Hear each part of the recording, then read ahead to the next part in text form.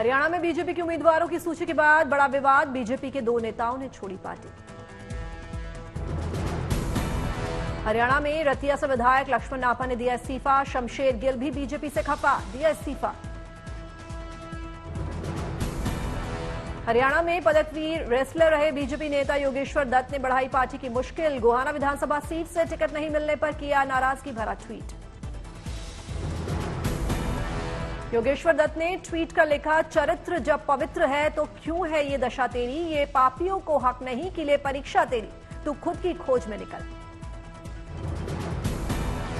आज दुष्यंत चौटाला ने उचाना कला विधानसभा सीट से भरा पर्चा, दुष्यंत चौटाला के नामांकन पे उमड़ा जेजेपी कार्यकर्ता नेताओं का हुजूम।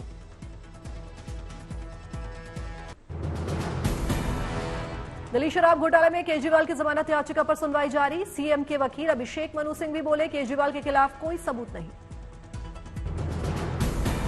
दिल्ली सरकार के पूर्व मंत्री सत्येंद्र जैन से जुड़े सीबीआई के मामले में राउस कोर्ट में सुनवाई, कोर्ट सीबीआई के दाखिल चार्जशीट के आधार पर सुना सकती है फैसला।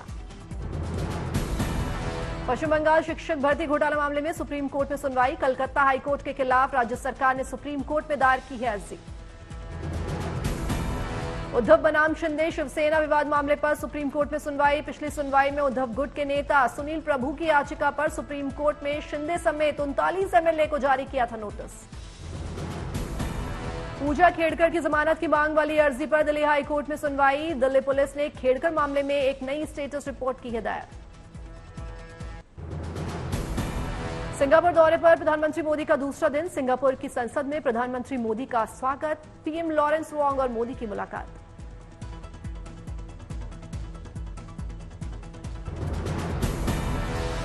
सिंगापुर में प्रधानमंत्री मोदी ने प्रधानमंत्री लॉरेंस वोंग के साथ सेमीकंडक्टर और इलेक्ट्रॉनिक क्षेत्र की अग्रणी कंपनी एईएम का किया दौरा, भारत के साथ द्विपक्षीय सहयोग का हुआ करार। प्रधानमंत्री मोदी के साथ विदेश मंत्री जयशंकर और एनएसए अजीत डोभाल भी मौजूद, एशिया के सबसे बड़े वित्तीय केंद्र से कई अहम मुद्दों पर चर्चा। पीएम मोदी की सिंगापुर यात्रा से दोनों देशों के कारोबारी रिश्तों को मिलेगी मजबूती, साउथ चाइना सी और म्यांमार जैसे क्षेत्रीय मुद्दों पर भी बात। पीएम मोदी ने सिंगापुर की सेमीकंडक्टर कंपनियों को 11 से 13 सितंबर 2024 तक भारत के ग्रेटर नोएडा में आयोजित होने वाली सेमिकॉन इंडिया प्रदर्शनी में भाग लेने के लिए किया आमंत्रित। वाराणसी पहुंचे दिल्ली के बीजेपी सांसद मनोज तिवारी ने अखिलेश यादव पर किया पलटवार, कहा पीएम मोदी सीएम योगी को इतना मजबूत करें कि अन्याय और माफियाओं पर बुलडोजर चलता रहे। योगी जी को इतना मजबूत करे माई, मोदी जी को इतना मजबूत करे माई कि अन्याय के ऊपर बुलडोजर चलता रहे। मनोज तिवारी ने रेसलर विनेश फोगाट के राजनीति में आने का किया स्वागत, साथ ही कहा विनेश को जल्द समझ में आ जाएगा कांग्रेस सिर्फ उनकी प्रतिष्ठा को भुनाना चाहती है।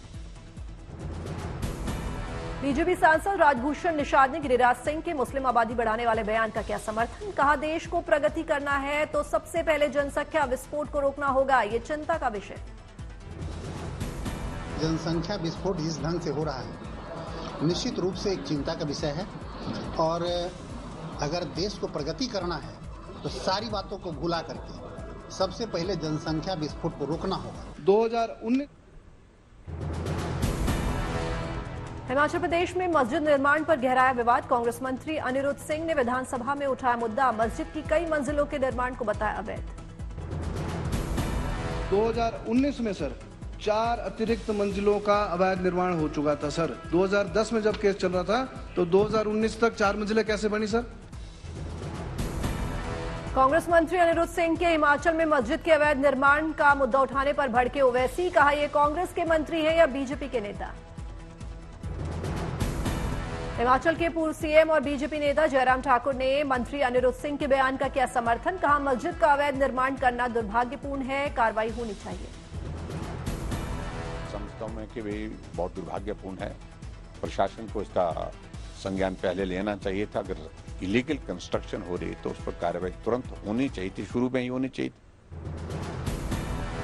शिक्षक दिवस के मौके पर आज 50 अध्यापकों को नेशनल अवार्ड से नवाजेंगी राष्ट्रपति मुर्मू, विज्ञान भवन में समारोह, 2 दिव्यांग शिक्षक भी होंगे मौजूद।